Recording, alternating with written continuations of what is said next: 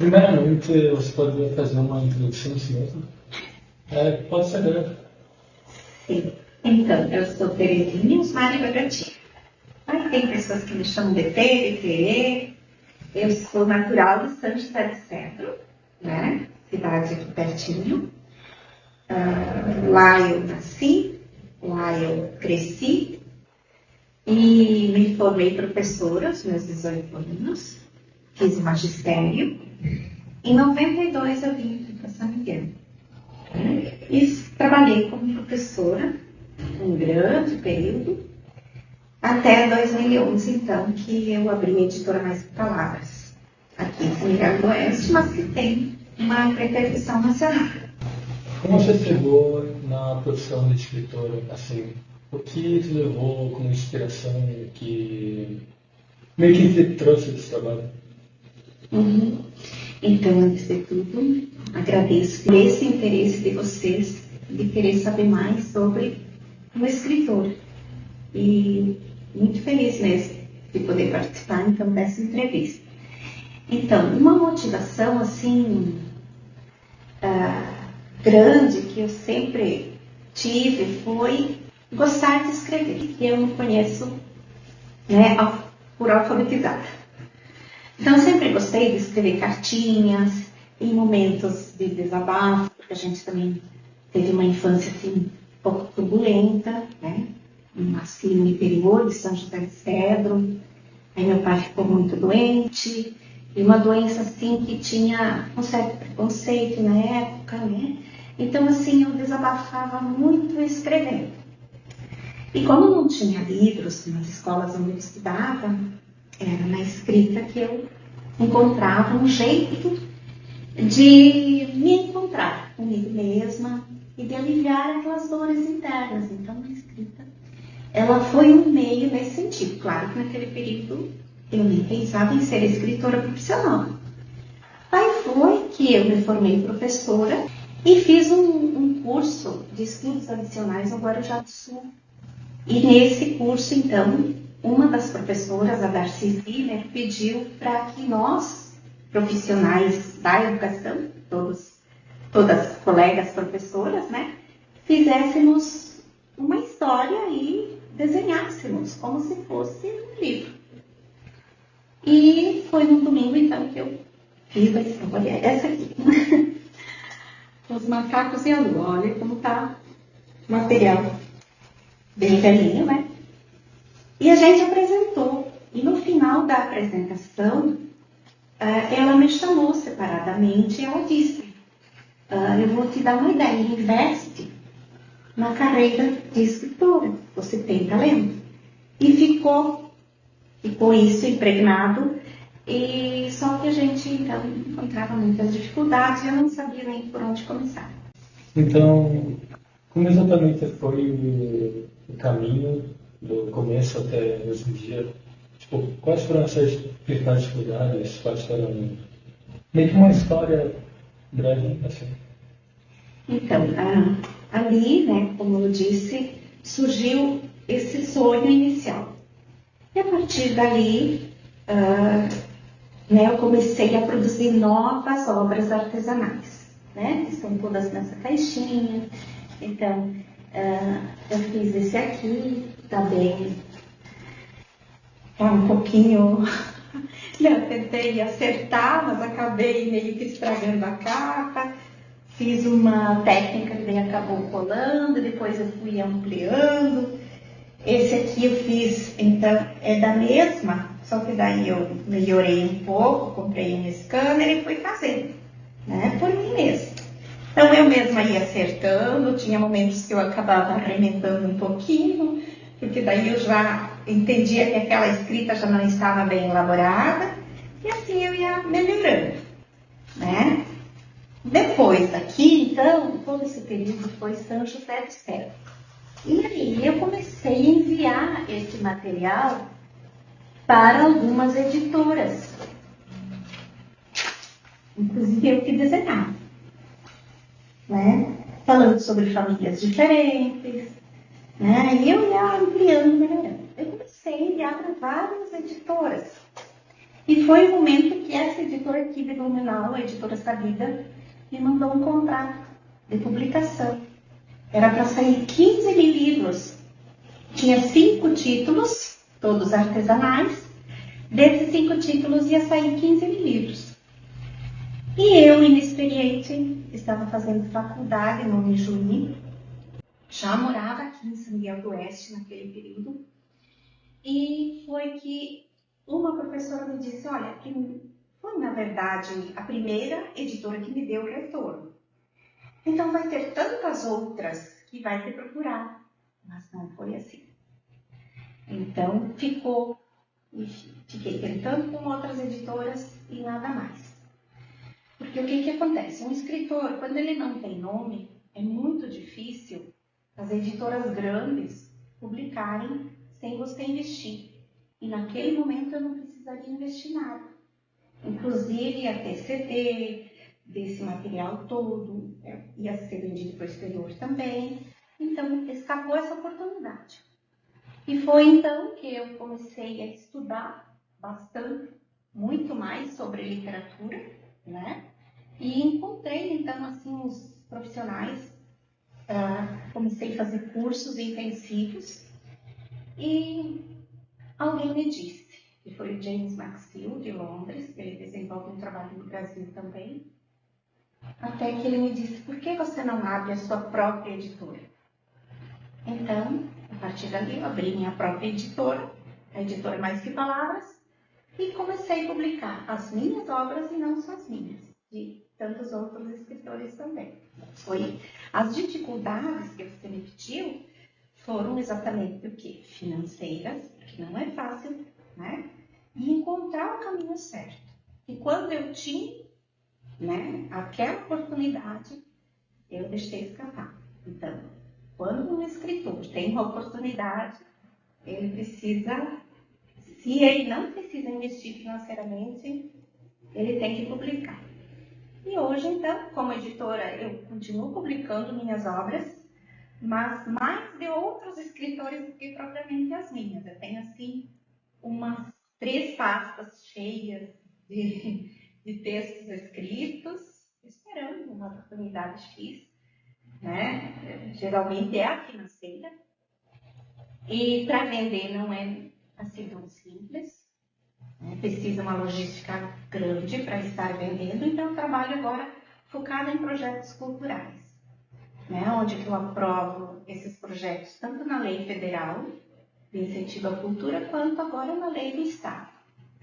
Então, geralmente eu abro concurso, as pessoas participam, a gente seleciona os melhores originais e vai buscando esse apoio das empresas e vai publicando essas obras sem custo, e aí a gente pode distribuir esses materiais sem custo também. Pode vender uma parte, mas a maior parte a gente acaba devolvendo para a sociedade sem custo. Né? Para escolas, para APAs, APAES, para entidades sociais, então a gente vai abastecendo esse acervo literário, né, dessas instituições. Esses livros ali que tu fez ali, chegou a ser transportado para outros países? Para outros países não, só para outros estados. Então, já foi para vários estados, né? Por conta de eu participar também de um programa que se chama Eu Faço Cultura. É um programa da Caixa Econômica. Nesse programa a gente faz lá um mini projetinho, manda os arquivos desses originais, eles vão dizer se fecha, né? Tem pessoal assim que avalia. Se eles, na avaliação, eles vão ver que é uma obra de qualidade, eles vão aprovar. Então, ali, eu fiz a inscrição de 15 projetos e 12 foram aprovados. Então, o pessoal que está inscrito nesse programa pode ir lá no portal fazer o resgate. Então, tem gente da Bahia, tem gente de todo lugar, né? De Brasília, já foi para todos os estados, né? Não um livro só de minha autoria, porque eu escrevo dos outros autores também da editora. Então ali já teve um movimento bem bacana nesse sentido. Eu faço parte da rede Gerando Vulcões, que é a maior associação social do Brasil. Então nessa rede também eu estou, né, beneficiando determinadas instituições. Que a gente pode falar de ONGs, né, ONGs sociais que trabalham com jovens, né, que trabalham com pessoas de baixo poder aquisitivo, de todas as, digamos, idades. E ali a gente também está abastecendo essas instituições, eles gostam de fazer a biblioteca, então é um meio assim de beneficiar essa população e também de ver as obras da gente circulando no Brasil afora. Isso é muito gratificante. Qual seria o processo, tipo, se puder em detalhes, desde a escrita do livro até tipo, a publicação? Qual seria as etapas, todo esse processo, né? Então, a primeira coisa, qual é o meu objetivo? Né? É algo muito familiar? Porque tem muita gente que gosta de escrever a história de alguém da família, que teve todo o percurso, dos pais, né? Então, pensar no objetivo. Ou é algo que eu quero, né, fazer circular na sociedade como um todo. Então, é o primeiro passo pensar qual é o meu objetivo, né? Como eu vou bancar esse custo, ou como eu vou encontrar caminhos, né? Como eu coloquei o meu, e se debruçar na produção, né? Conhecer, né, o gênero bem, né, conforme sobre conto, né? Estudei também sobre romance, mas não escrevi romance ainda, porque eu não começo de qualquer jeito, eu já começo sabendo que toda produção tem que ter alguns caminhos, né? E depois, então, eu começo a escrever, eu vou rever o que eu escrevi, eu preciso, assim, com essa necessidade de colocar alguém olhando para a minha produção, tem que ser alguém que tem uma competência muito grande nesse sentido, né? Tem que estar especializado na área para fazer algumas críticas, olhar criticamente essa obra. Então, eu vou aceitar ou não essa crítica, a gente vai dialogar. Daqui a pouco eu posso estar convencendo esse analista de que o meu ponto de vista está certo, ou ele está me convencendo de que o dele está certo, e eu vou melhorando essa produção. Aí depois de chegar no consenso, disso tudo estar, né, previamente pronto, elaborado, vai para um revisor. Então ali é uma revisão bem aprofundada, de preferência mais de uma vez. Daí vem a questão do projeto gráfico. O que é o projeto gráfico? É quando você meio que visualiza como vai ficar o livro. Então a gente contrata um projetista e ele vai colocar bem certinho como vai ficar o livro, né? E a gente vai participando.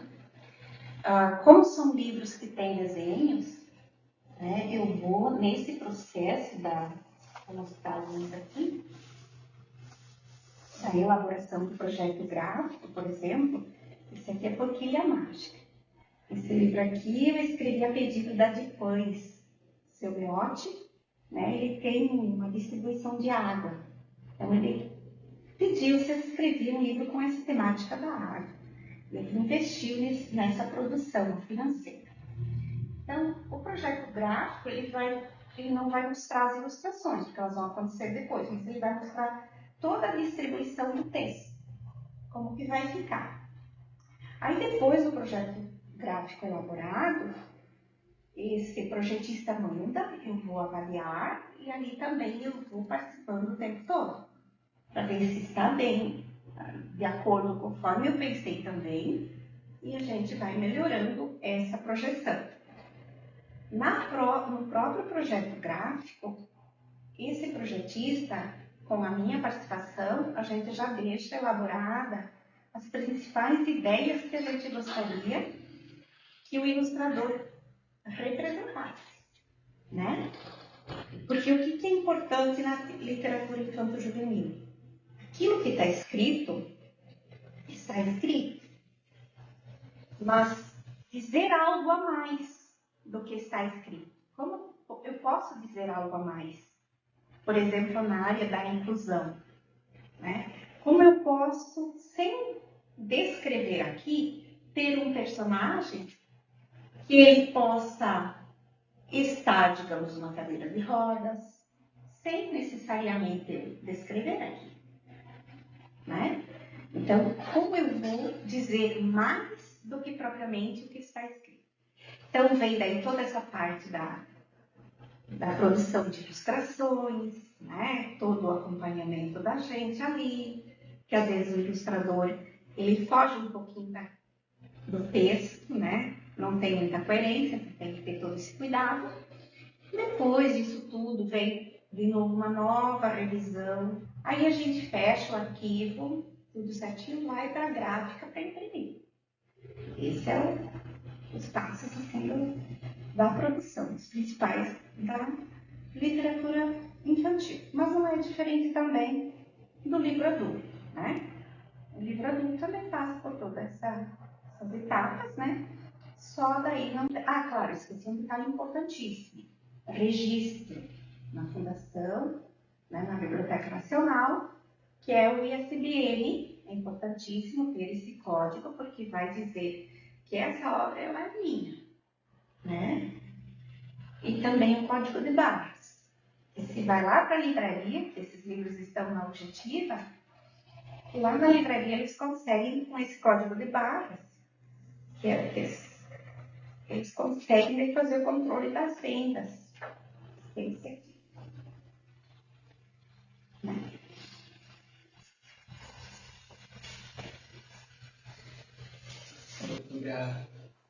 Tu disse que a tua inspiração quando era professor, eu tinha talento para ser escritor, a tua inspiração foi em qual escritor? Eu não me inspirei em nenhum escritor, na verdade. Parece estranho dizer isso, mas não.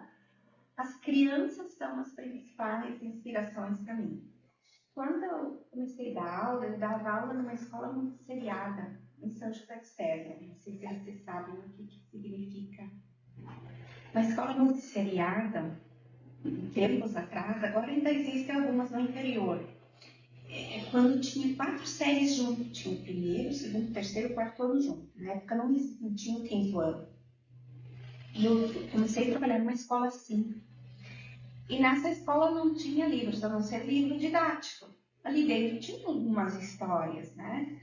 Mas assim, eu sentia a necessidade do livro infantil, de livros, e não tinha. Então, todo esse material que eu fui produzindo aqui foi pensando nessas crianças, né? Depois dessa escola que eu trabalhei em creches, nesse bairro também, que era o bairro Namorar de São José de Sete, também não tinha esse material. Então eu produzia. E hoje a gente tem muito, né? Muito livro nas escolas. Então as crianças e também os pedidos que são feitos, e claro, eu não posso deixar de colocar o quanto teve professores que marcaram na minha vida, né? Desde lá no primário, que um deles é o professor Bartolomeu, hoje ele mora aqui, Bartolomeu Royer, né? Que nos levava embaixo das árvores e dizia: escreva, olhem para a natureza e escrevam. Então, assim, ali foi um aspecto bastante positivo. Depois, no ginásio, a professora Ethel Casper foi uma professora, ela cobrava muito nós na questão português. Isso me ajudou bastante, né, a ser melhor na produção. Aí veio a professora Darcy do Guarujá, que eu já falei para vocês, né, que ela assim foi a grande inspiradora, no sentido de, vai, né, você é capaz. Qual seria o público que você pretende atender com essas obras e qual seria o gênero literário que você quer? Então, o público meu principal é a criança, adolescente, infanto-juvenil. Infanto-juvenil, os meus livros tanto serve para aquela criança que acabou de nascer ou ainda na barriga da mamãe, né?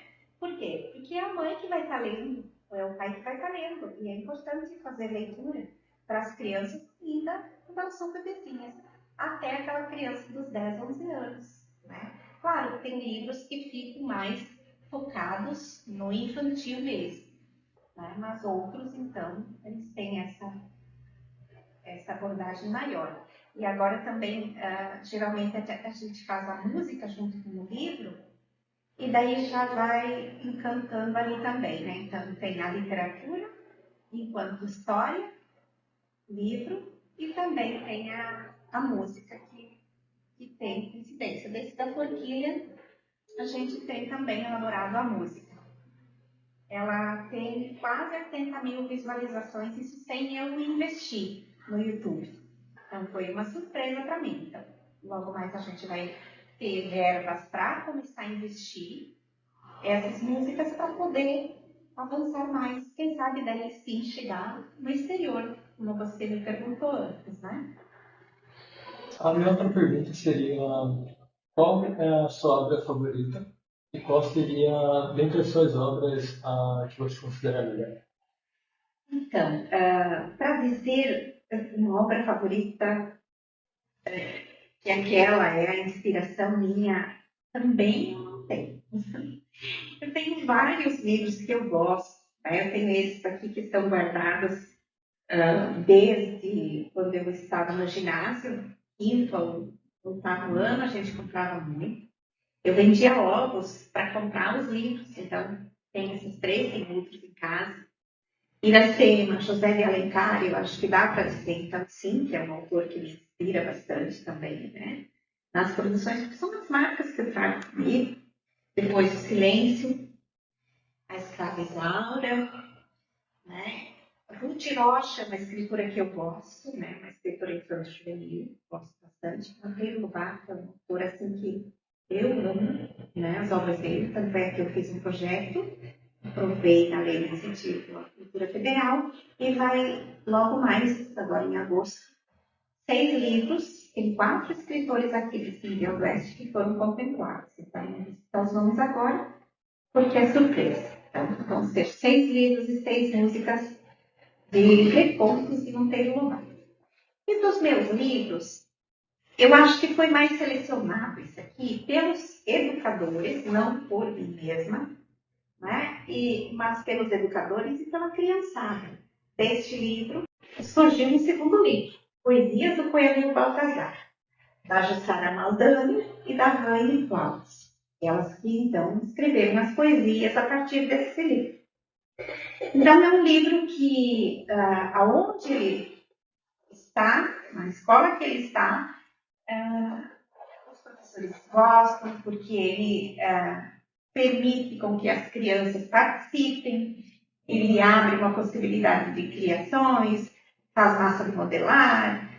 Então, os professores vão criando novas ideias a partir desse material todo. Mas tem os outros, então, que também tem uma sintonia bacana. A Jiboia Manuelita é um livro que também ele tem toda uma ludicidade, que os professores gostam dela, ele conta a história e também fazer brincadeiras a partir desse livro. Esse que eu falei antes, que eu escrevi para Adipães, A Forquilha Mágica, que também tem a música, e que também é um livro assim, que eu precisei pesquisar bastante para produzir essa obra, né?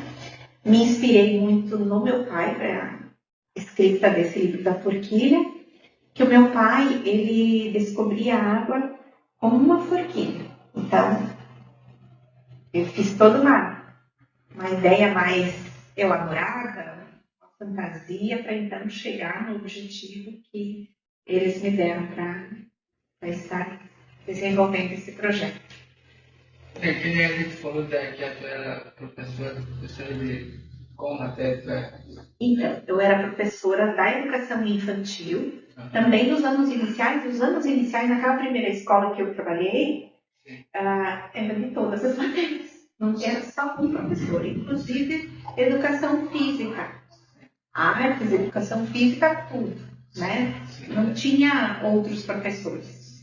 E depois, quando eu comecei a dar aula na cidade, daí na educação infantil também, não tinha professor de educação física, não é como hoje. Depois, aqui em São Miguel do Oeste, daí sim, trabalhei em creches, trabalhei na coordenação também. Na prefeitura, trabalhei como coordenadora da educação infantil até os anos iniciais, uns 8 anos.